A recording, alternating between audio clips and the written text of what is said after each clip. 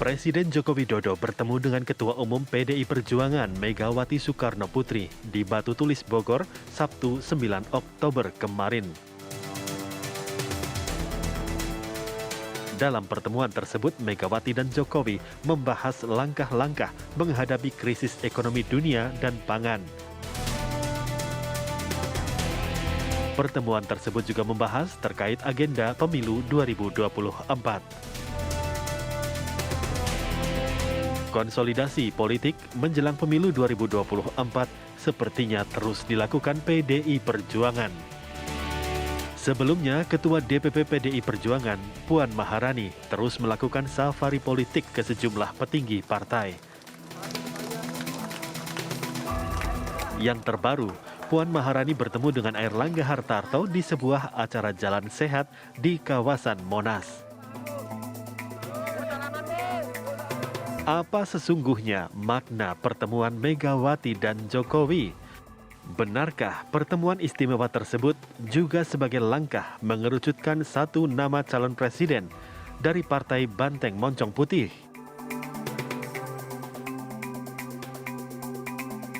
Tim TV One mengabarkan. Hal tersebut dibahas, ya, terkait dengan pemilu 2024 dibahas. Karena mana ada pertemuan tidak membahas hal yang penting dan strategis. Tetapi nanti ada momentum yang tepat untuk menyampaikan itu karena konteks saat ini, skala prioritas saat ini adalah bagaimana perekonomian rakyat ini betul-betul kita genjot agar kita keluar dari berbagai tekanan ekonomi akibat krisis perekonomian global. Apa makna dari pertemuan politik Megawati Jokowi di Batu Tulis kemarin? Apakah memang ada makna yang menggambarkan Pilpres 2024? Kita akan membahas pagi hari ini dengan dua narasumber. Sudah ada Bang Effendi Ghazali, pakar komunikasi politik. Selamat pagi, Bang. Pagi. Sehat, Bang? Sehat. Alhamdulillah. Kemudian juga ada Mas Gun-Gun Herianto, pengamat komunikasi. Selamat pagi, Mas Gun. Selamat pagi, Mas Bayu, Mbak Ratih, Bang Ege. Selamat pagi. Ya, pagi Gun-Gun. Saya langsung ke Mas Gun-Gun. Mas Gun-Gun, kalau analisa Anda seperti apa? Apakah ini juga sesuai dengan mungkin persepsi dan juga asumsi publik bahwa ini penekanannya pada pembahasan soal capres? Oke, terima kasih. Jadi kalau bicara panggung depan tadi sudah disampaikan oleh Bang Effendi Ghazali ya. Tetapi kan memang pesan itu selalu memiliki konteksnya. Dan konteks yang mewarnai begitu pekat ya perjumpaan-perjumpaan tokoh sekarang termasuk Ibu Mega dan Pak Jokowi tentu bicara soal Pilpres 2024 dan pemilu pada umumnya ya di 2024. Saya membaca begini, kalau kita bicara konteks ya, kalau pesannya sendiri yang dibicarakan oleh mereka kan yang tahu adalah mereka berdua. Tetapi ada tiga persoalan yang dalam bacaan saya memiliki tingkat urgensi di PDI Perjuangan untuk dibicarakan terutama antar elit utama ya, Bu Mega dengan jangkar komunikasi yang juga signifikan saat ini yaitu Pak Jokowi. Apa yang jadi tiga persoalan PDI Perjuangan hari ini menurut saya yang pertama adalah soal pilihan nama yang akan diusung. Misalnya antara Puan dan Ganjar ya kan, konsolidasi itu perlu dilakukan menyangkut basis struktur partai karena menyangkut juga efek dominonya pada relawan, tim sukses dan lain-lain. Sehingga kemudian proses perjumpaan terutama di elit utama dan jangkar-jangkar menentukan itu pasti akan semakin intens dilakukan. Kemudian yang kedua, tentu bicara soal jejaring lintas kekuatan ya. Meski PDI Perjuangan dengan 128 kursi itu sudah memiliki tiket ya dalam proses kandidasi karena sudah bisa mengusung satu pasangan capres dan cawapres, tetapi kan untuk meningkatkan perolehan suara pada saat misalnya the real candidate sudah masuk gelanggang itu persoalan lain, sehingga kemudian tentu PDI Perjuangan membuka akses komunikasi dengan ragam kekuatan real seperti misalnya bertemu dengan Nasdem, bertemu dengan terakhir dengan Pak Airlangga dari Golkar ya. Yang itu kemudian aksi reaksi dan bagi saya pertemuan dengan Pak Airlangga juga tentu belum tuntas, masih ada proses konsolidasi di tingkat praktis yang akan terus diupayakan. Kemudian yang ketiga itu menyangkut penerimaan publik atau public acceptance ya terhadap PDIP dan tentu juga capresnya. Ini terhubung menurut saya tidak semata-mata bicara soal pemilu legislatifnya, tapi juga bicara soal efek ekor jas ya dari mereka yang diusung oleh PD Perjuangan di Pilpres. Karena 2 pemilu terakhir kita bisa melihat bagaimana misalnya signifikannya efek ekor jas itu pada perolehan suara di pemilu legislatif pada saat PD Perjuangan mengusung Jokowi. Artinya kecermatan dalam menghitung apakah misalnya Puan Maharani atau misalnya Ganjar Pranowo itu pasti menjadi PR besar PD Perjuangan hingga paling tidak ya September Oktober tahun depan. Jika memang injury time kan ketika misalnya diusungnya bulan November, paling telat September atau Oktober di 2023. Sehingga fase ini sampai nanti tahun depan itu menurut saya adalah mengonsolidasikan itu. Ya. Mas Gun Gun gimana? Soal 2 nama aja terlebih dahulu. Apakah 120 menit juga sangat yakin ya? Tadi Mas Gun Gun juga menyebutkan pasti pembahasan ada nama Mbak Puan dengan Pak Ganjar gitu. Nah, apakah juga di 120 menit ini negosiasi juga yang dilakukan oleh Bu Mega sama Pak Jokowi?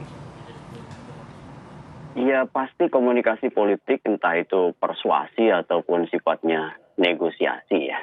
Itu mungkin saja terjadi mengingat Pak Jokowi kan masih memiliki basis struktur ya, pemerintahan, kemudian kuasa politiknya juga signifikan, bahkan memungkinkan juga melakukan proses-proses mengonsolidasikan kuasa ya di antara kekuatan-kekuatan real politik ya, meskipun tentu tiap-tiap partai punya strategi dan kreativitas serta timing yang berbeda-beda dalam menentukan arah 2024.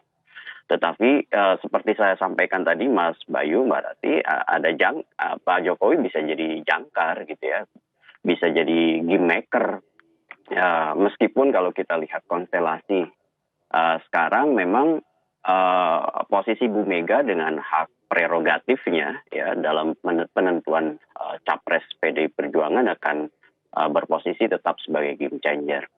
2014 dulu Bu Mega menjadi game changer ya, tidak memajukan dirinya tetapi memajukan Pak Jokowi, itu juga tentu menjadi pengalaman bagi PDI Perjuangan sebagai institusi.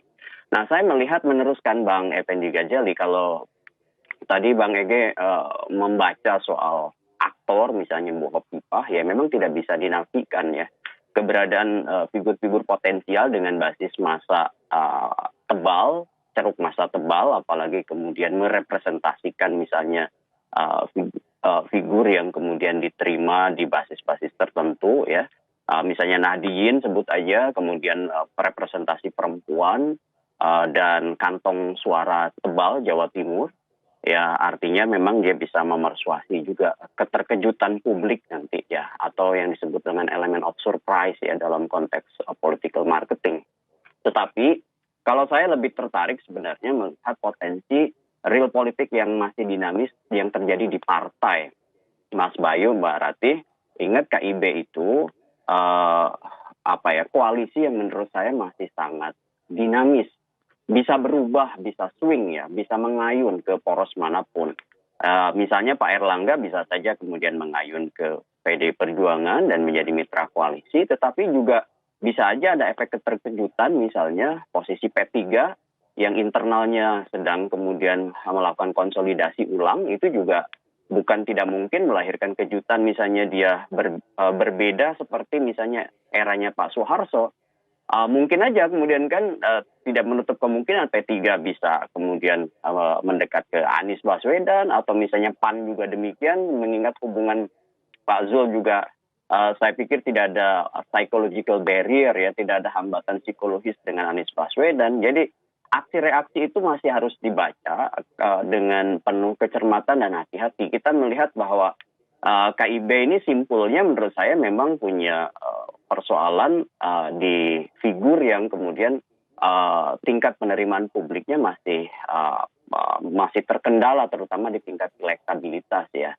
Sehingga kemudian proses swing itu bisa terjadi di antara 3 partai yang bersangkutan. Sehingga kalau saya lihat benang merah kenapa misalnya Puan Maharani mengunjungi Pak Erlangga ya kan, dan itu kemudian ada komunikasi politik yang sifatnya persuasif dilakukan, karena memang posisi Airlangga dengan kebutuhan Partai Golkar sebagai satu di antara 3 partai suara terbesar ya di pemilu 2019 itu bisa kemudian menjadi bagian dari komunikasi lintas kekuatan yang berpotensi juga memperbesar yang disebutkan probabilitas perolehan suaranya jika kemudian memang jadi berkongsi. Gitu. Sedikit saja ke Mas Gun-Gun, Mas. Iya. 3-3 nih ya, jadi sedikit saja ke Mas Gun-Gun, Mas. Untuk menutup soal poros saja, Mas. Iya. Iya, soal poros menurut saya memang paling reasonable ya. Itu kalau lihat kalkulasinya memang 3 poros ya. Meskipun bisa 4 poros sebenarnya. Misalnya tadi disebut PDI Perjuangan ya dengan 128 kursi itu sebenarnya bisa maju. Tetapi bicara soal probabilitas perolehan suara menjadi agak repot kalau kemudian dia harus penetrasi ke basis-basis di luar PDI Perjuangan. Makanya diupayakan kemudian kan mengonsolidasikan partai lain untuk menjadi bagian dari koalisi. Kemudian KIB ya kalau mulus kan dengan 148 kursi itu satu paket. Kemudian Partai Nasdem yang mengonsolidasikan kekuatannya bagaimana dengan PKS dan sepertinya dengan Partai Demokrat sudah semakin chemistry-nya semakin bagus ya. Dengan 163 kursi bisa jadi poros ketiga. Dan yang terakhir ya Gerindra dengan PKB ya 133 kursi Mas Bayu itu juga satu kursi. Tapi ya saya melihat KIB yang bisa swing sehingga kemudian paling dalam hitungan saya berpotensi jadi akhirnya mengerucut jadi 3 poros, bahkan bisa aja jadi 2 poros kalau kemudian terjadi ya pengonsolidasian kekuatan terutama dengan efektifnya misalnya komunikasi Pak Jokowi ke basis-basis partai yang tadi saya sebut begitu. Baik Mas Gun-Gun terima kasih, Bang Ege juga terima kasih.